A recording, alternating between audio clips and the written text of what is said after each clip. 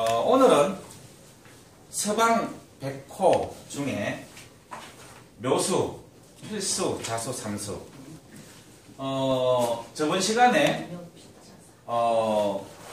교수, 류수, 미수는 강의를 했습니다. 오늘 나머지 4개의 별자리를 알아보도록 하겠습니다. 처음 오신 분도 있지만 그냥 간단히 요약 설명을 드리면은 세종대왕께서 장영실이라고 하는 천문학자에 대해서는 천문을 관측할 수 있는 또는 운행 이치를 알 수 있는 기구를 만들게 했고, 그 다음에 이순지라고 하는 천문학자에게는 하늘에 별점 치는 방법을 쉽게 요약 설명을 해서 나에게 보고를 해라 해서 세종대왕께 보고했던 별점 치는 책 보고서입니다. 그것을 제가 설명드리는 겁니다. 제가 좀 공지를 할 게 하나가 있는데요. 2월 달부터는 여기에 오재성, 저희 스승님이신 오재성 선생님께서 드디어 우리말의 시원을 추적하는 훈몽자해를 강의를 약 20분 내지 30분 경해서 할 겁니다. 제가 오재성 선생님께서 이 강의를 한다고 해서 얼마나 기뻤는지 모릅니다. 이거를 60년을 넘게 연구해 하셨거든요. 저는 오재성 선생님께 역사교육을 받은 지가 34년 됐지만 그때 저는 이미 그런 생각을 했었습니다. 우리 한글은 이 발음, 이것은 태초에 하늘에 천재 지내던 제사장들의 특수 언어였지 않나 라는 생각을 가지고 있었거든요. 그래서 우리말을 한자로 표현하지 못, 속칭 동의문자로 표현하지 못하는 말이 너무나 많습니다. 근데 제가 추적한 걸로는 티베트 언어, 인도 고대 왕족 언어, 그 다음에 네팔 산악 지역에 쓰는 언어, 그 다음에 아메리카 인디안들이 쓰는 언어, 멕시코 마야, 그럼 페루 잉카, 이 문명들이 쓰는 피라미드형 축성법을 기억하고 있는 민족들이 쓰는 언어는 다 우리말과 유사성을 갖고 있습니다. 그래서 우리말의 뿌리를 연구하신 분이 많지가 않아요. 근데 이미 오재성 선생님은 30년 전부터 우리말의 옛 언가 착법이라는 책을 출간을 하셨고요. 거의 완성 단계에 지금 와 있습니다. 훈몽자에 보면은 왜 이 가위를 가세 또는 가세 이렇게 발음이라 하고 음을 전이라고 이렇게 해놨는데 왜 그렇게 해놨는지 설명들을 해놓은 게 없어요. 근데 그것을 오재성 선생님이 이렇게 설명을 붙여놓고 그 다음에 1950년대부터 지금까지 어떻게 글자가 변해왔는가 이거를 평생을 추적하신 거예요. 그러면은 이 말의 본래 의미를 찾을 수가 있어요. 그러면 우리 역사, 만년의 역사를 추적하는데 굉장한, 아마 제가 볼 때는 기여를 하게 될 연구라고 보여집니다. 그래서 2월 초에 한 글자를 한 3자 내지 4자 정도 이렇게 지속적으로 아마 경매서 하게 될 겁니다. 그러면은 만년의 역사가 진짜 우리 발음 속에서 찾아지는 그런 계기가 또 되지 않을까 하는 기대감을 제가 갖고 있습니다. 그게 강의 끝나면 제가 책으로 출간을 할 겁니다. 기대해 주시기 바랍니다. 미리 선생님 안 계시지만 좀 강의를 해달라는 의미에서 박수를 한번 하겠습니다.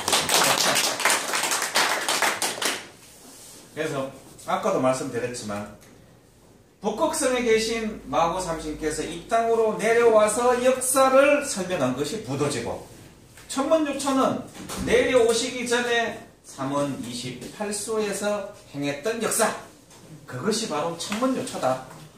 그래서 자미원, 천시원, 태미원 이 세 개의 원이 돌아가는 것이 삼태극이 아닌가 저는 그렇게 보고 있고,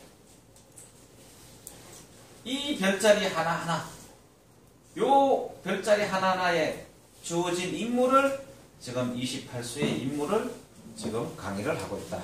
그 중에 동방창녕, 북방현무는 했고 오늘은 서방백호 중에 나머지 규루 위까지는 했고 묘, 필, 자, 상 요 네 가지 별에 대해서 설명을 합니다.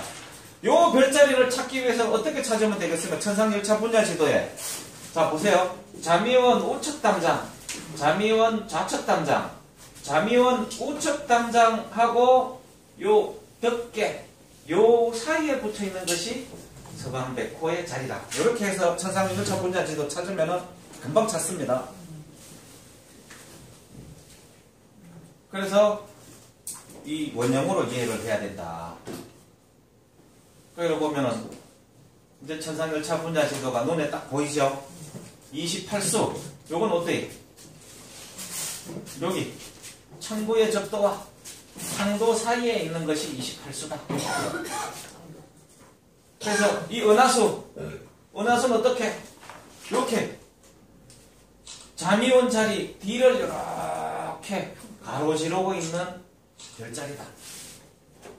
그렇게 이해하시면 이제 잊혀지지가 않을 겁니다.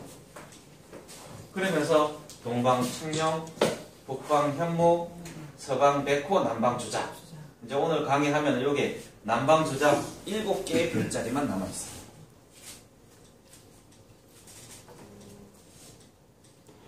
그래서 아까 제가 이렇게 말씀드렸죠.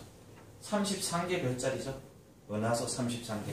이거 천하기문이라 그랬죠. 이거를 한강 또는 한수, 천안이라고 설명을 한다고 얘기를 했습니다. 이 별자리 하나하나가 다 말하는 제 역할이 있습니다.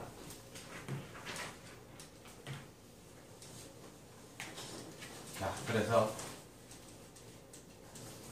오늘은 서방 7수 중에 첫 번째. 자, 서방 규, 위, 묘, 필, 자 3인데 규는 안드로메다의 바로 흐리별이라고 했죠. 그 다음에 로수는 어떻게 해요? 요 양자리에 눈. 그 다음에 미수는 엉덩이 꼬리 부분. 그 다음에 묘수는 황소 자리의 앞부분. 그 다음에 필은 황사수 자리의 눈. 자수는 오리온 자리의 입. 그 다음에 3은 오리온 자리의 허리. 이 오리온 자리는 굉장히 유명하죠. 서양 별자리에도. 그래서 규, 위, 묘, 필, 자, 상. 그래서 천상열차 분야지도와 천구위에서 이것을 한 번에 찾을 수 있는 방법은 서양 별자리에 어디 대응한다는 것을 아는 수밖에 없어요. 나중에 제가 이거를 동양 별자리로 만든 천구위를 만들겠지만 지금은 어쩔 수 없다. 그래서 우리 별자리 보면 어떻게 찾으면 됩니까? 자, 보세요. 이게 천구의 적도. 그 다음에 요건 황도가 태양이 다니는 길이 황도가 적도 위에 올라와 있죠. 그래서 28수가 어떻게 해요? 자, 안드로메다, 양자리, 황소자리, 오리온 자리. 황도 안쪽에 들어가 있고 황도 아래 요 적도와 요 사이에 있죠. 그래 이따가 여기에서 요 황소자리, 오리온 자리, 양자리, 안드로메다 자리 찾아가지고 여기 서방백호 자리를 한번 천구위상에서 확인을 해보십시오. 요걸 다리미로 꼭 눌러 다린 게 요거란 얘기입니다. 평면으로 보이는 게 원형으로 이해를 해야지만이 이해를 할 수 있다. 아시겠죠? 자, 이제 그 중에 묘수입니다. 묘수는 이렇게 생겼죠. 묘칠. 천상열차 분자지도 한번 볼까요? 어디에 있나? 아이고, 너무 많이 넘어가는 거. 좀 큰 거를 봐야 되나?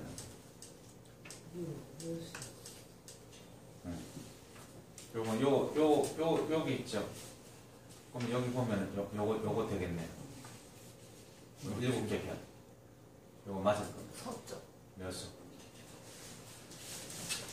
그래서 이거를 비교해서 볼 수 있는 이게 눈을 가지셔야 돼요. 그러면 금방 이해를 합니다. 자, 7개의 별로 이루어져 있으며 묘7이라고 되어 있죠. 조천도수 중에 11도를 맞고 거무궁에 해당하고 방수와 마주보고 있고 조나라에 해당하고 우리나라는 평북 해당한다. 자, 묘수 슉 하면은 이 방수와 마주하고 있고 그 다음에 여기 묘수. 묘수는 어디? 요 끝부분이네. 요 지역에 해당한다. 묘의 아래는 해와 달의 중도이고 묘의 아래는 해와 달의 중도이고 뭐 요 지역이네. 하늘과 눈과 귀가 된다. 서쪽 방위를 주관하고 옥사를 주관하며 또한 병방부적의 선봉을 맡은 기사가 되니 북방별이다. 이 모두는 한나라 시대 기사 또는 병방의 국가의 선봉을 맡는 기사나 척후병. 쉽게 얘기하면 우리로 따지면 그냥 이 GOP 근무하는 병사들 얘기하는 겁니다. 또 상사를 주관하고 문서관인 마누스 임금께 상조하는 일을 주관한다. 별이 밝고 크면 임금에게 아첨하는 신하가 있으며 신하별이 밝으면 항상 임금의 눈을 가린다는 개념입니다. 그래서 밝으면 안 돼요. 신하가 없다고 나왔는데. 에? 없다고. 별이 밝고 크면 임금에게 아첨하는 신하가 없으면 네. 거꾸로 돼 있네. 천하가 안정되고 화평하게 되나 별이 어둡고 작으면 아첨하는 자가 생겨나고 주사를 당하게 된다. 흔들리고 움직이면 참수하는 자를 믿고 충성되고 어진 사람을 죽이게 된다. 요게 흔들리면은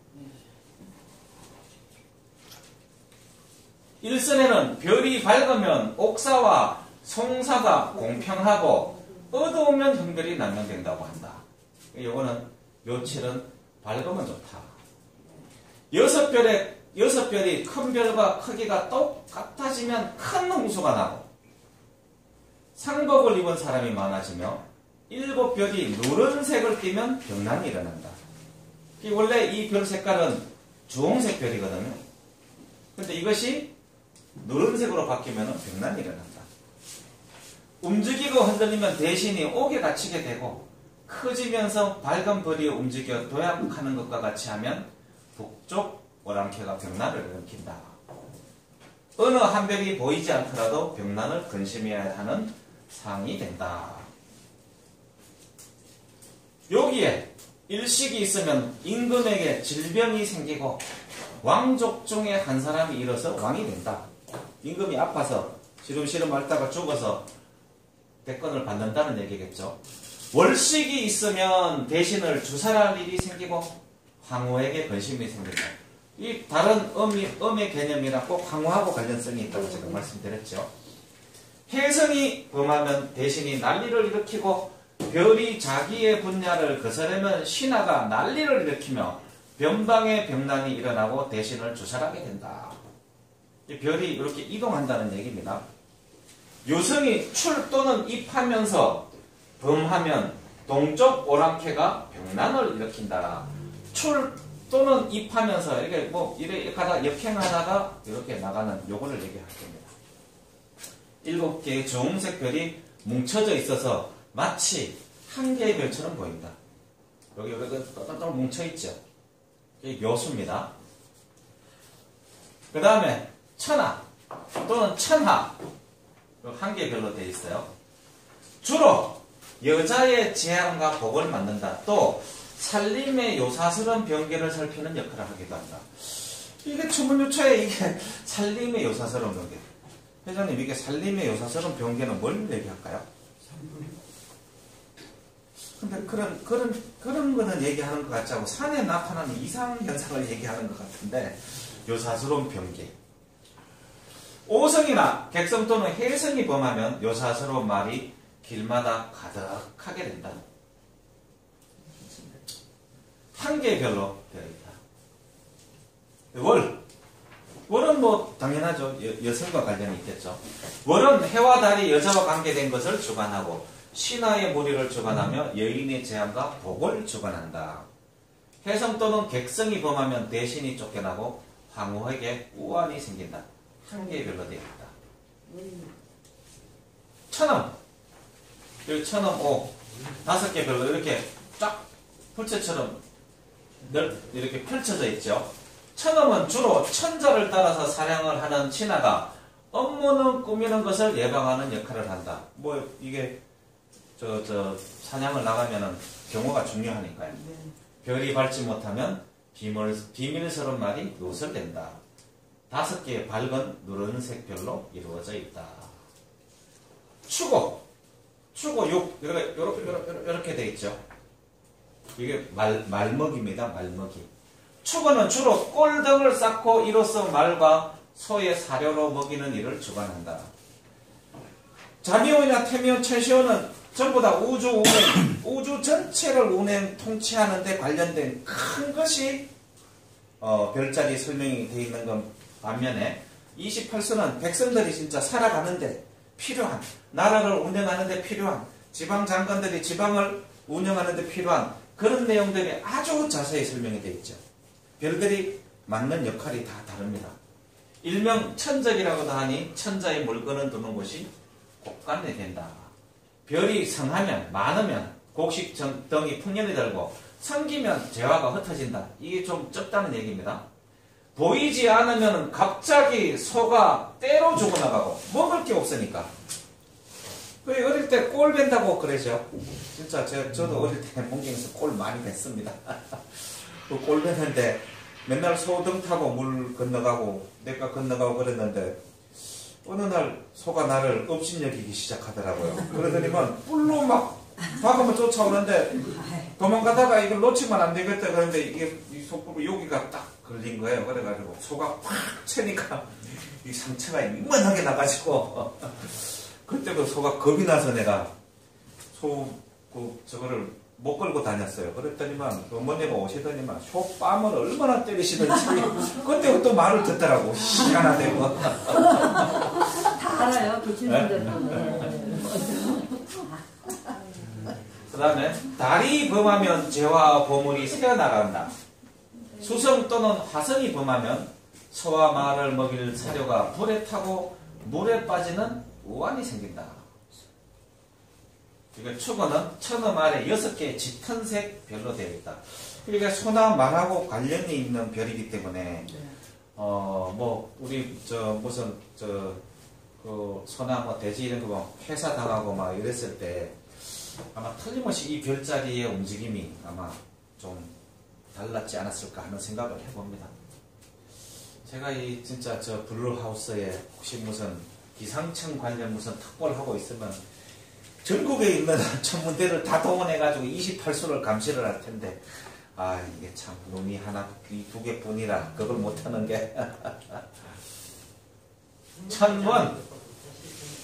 천은 여기 16개의 별로 되어 있습니다. 천원은 천자의 동산으로 새와 짐승을 그려놓은 것이다. 밝으면 새와 짐승 또는 소와 말이 동산에 가득 차고 밝지 못하면 여기에서 죽는 짐승이 많게 된다. 동물원인가? 천경원. 별자리의 형태를 갖추지 못하면 목을 베어 죽이는 일이 발생하고 오성이 변하면 병난이 일어난다. 객성 또는 해성이 변하면 병난이 일고 짐승이 죽는 일이 많게 된다. 유성이 들어와 별의 색이 검어지면 새와 짐승이 많이 죽게 되고 누렇게 되면 새와 짐승이 많은 번식을 한다. 권설 이렇게 되어 있죠. 권설은 은하수 안에 6개의 주홍색 별로 이루어져 있다.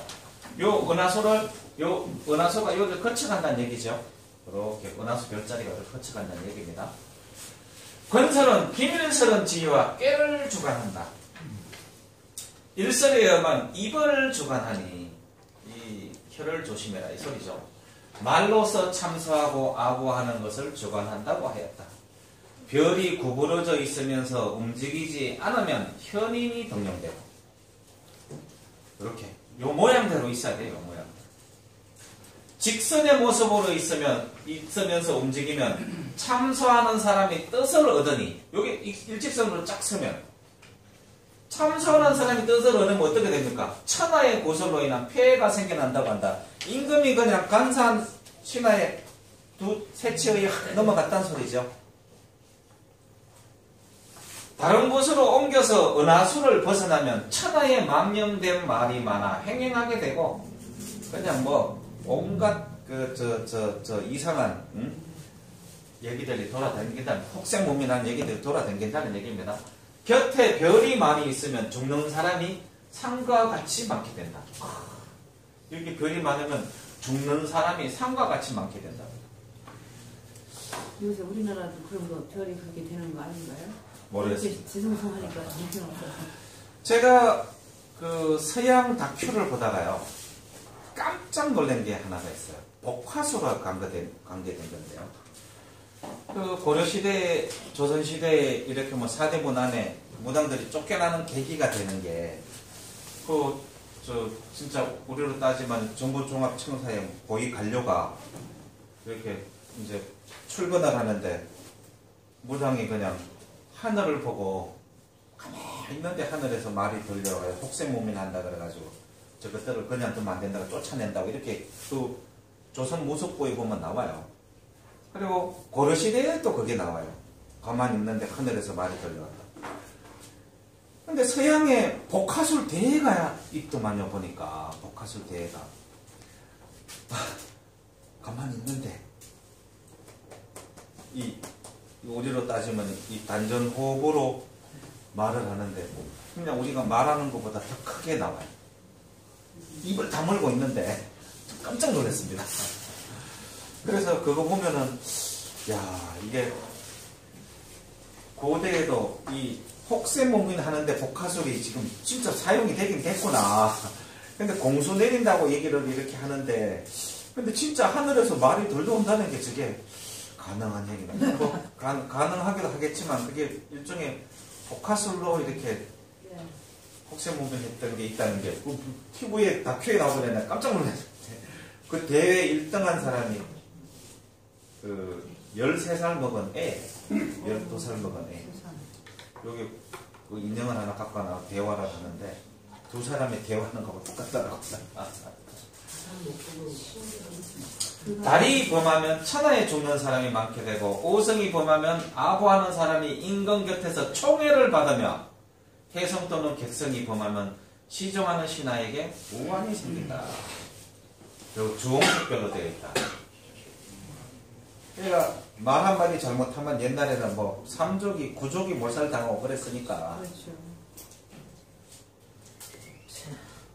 자, 천참. 천참은 여기 있죠. 요 한 개, 요 안에, 건설 안에.